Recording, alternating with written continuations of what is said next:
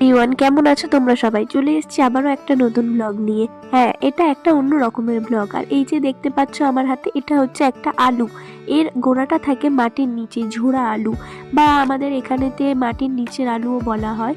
এই আলুর হচ্ছে যে গাছেতে ঝুলে থাকে বীজ, এই যে আলুর বীজগুলো, এই আলুর বীজগুলোই আজকে আমরা পোড়াবো। দেখতে পেলে আলুর ফলগুলো, এই আলুর ফলগুলো গাছের ওপরে লতানো একটা গাছের মধ্যে ঝুলে থাকে। তো সেগুলোকে পেড়ে আমাদেরকে পুড়িয়ে খেতে হয়। তো আবার দু রকমেরই হয়, এটা একটা হচ্ছে সবুজ আলু, একটা হচ্ছে লাল আলু।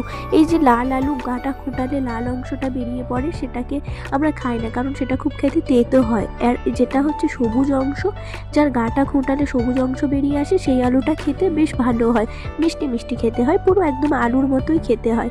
এরপরে হয়ে গেছিল সন্ধে, তো আমরা চলে এসেছিলাম পোড়াতে আলুটাকে। আমি দুপুরবেলাতেই সমস্ত রকম কাঠগুলো সাজিয়ে রেখে দিয়েছিলাম, যাতে আমরা রাত হতে না হতে আলুটাকে পোড়াতে আরম্ভ করে দিই। আমার মা অনেকক্ষণ ধরে বকছিল, কারণ আমি হচ্ছে আলুকে পোড়াতে গিয়ে আমার গায়ে ধোঁয়া গন্ধ হয়ে যাচ্ছিল। কিন্তু কি করা যাবে বলো, ঠান্ডার সময় একটু এরকম আলু পোড়া খেতে ইচ্ছা হয়। গরম পড়ে গেলে কি থরি এরকম আলু পোড়ানো আর করতে পারা যায়?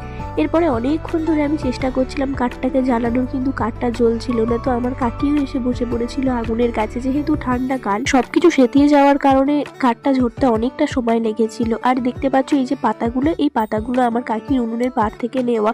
আমার কাকি আমাদের বকছিল যে আমি কিভাবে রান্না করবো, তোরা পাতাগুলো সব নিয়ে নিয়েছিস। তো আমরা তাও শুনিনি, আমরা নিয়ে নিয়েছিলাম। আচ্ছা, আমার পিসির মেয়ে হচ্ছে চলে যাবে কিছুদিন পরে ওর শ্বশুর বাড়ি। আমি আগের ভিডিওতে দেখেছিলাম যে ও বর্ধমানে থাকে, ওর শ্বশুর বাড়িতে। এবার ও প্রায় সময় আসে আমাদের এখানে ঘুরতে, তো যখন আসে তখনই আমাদের সাথে মজা করতে পারে। এরপর আবার চলে গেলে আমরা একা হয়ে যাই। আলুর সাথে সাথে অনেক নিজেদের ঘরের আলুও দিয়েছিলাম, যেহেতু আমার পিসির মেয়ে বলছিল আমরা একটুকুনি চানা করবো বা আলু পোড়াই খাবো চল।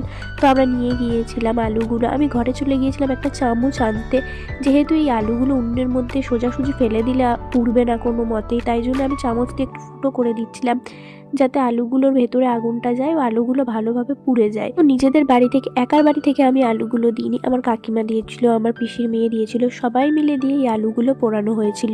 হোক বা বড় একটা পিকনিক, সেই পিকনিকের আসল মজা তো আসে যখন আমরা নিজেদের বাড়ি থেকে সবাই একটু একটু করে চাল ডাল আলু সবকিছু দিই।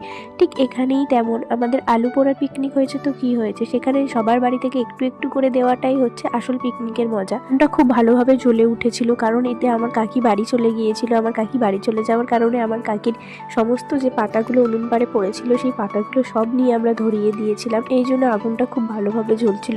তারপরেই আমার কাকি এসে আমাদেরকে বকতে আরম্ভ করে দিয়েছে যে আমরা সমস্ত পাতাগুলো তোরা কেন নিয়ে নিয়েছিস। তারপরে আমাদের হয়ে গেছিলো আলু পোড়া। আর এই যে দেখতে পাচ্ছ আলুগুলো, হ্যাঁ এগুলো হচ্ছে আমাদের বাড়ির খাওয়ার আলু। এই আলুগুলো পুড়ে গিয়েছিল। আর এই যে দেখতে পাচ্ছ আমার